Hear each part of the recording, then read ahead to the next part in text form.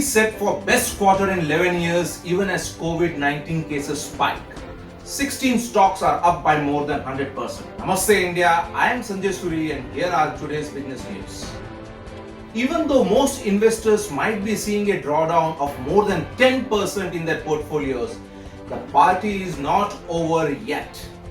This is what the expert says in the equity market.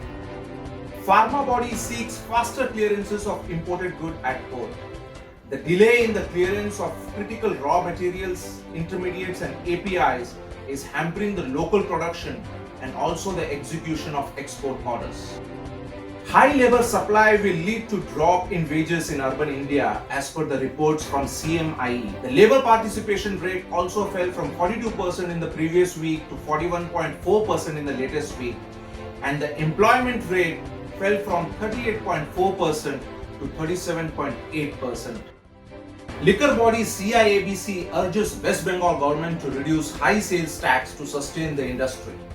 Confederation of Indian Alcoholic Beverages Companies CIABC has stated that increase of tax on liquor by 30% on April this year has led to drastic fall on liquor sale, which has resulted in lower collection for the state exchequer. Government may license import of ACs and TVs to check the shipments.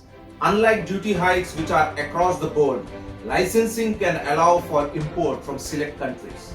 The government is looking to license the import of 10-12 items including air conditioners and several of its components and part of television sets, as it discourages the entry of foreign goods into the country, especially from China.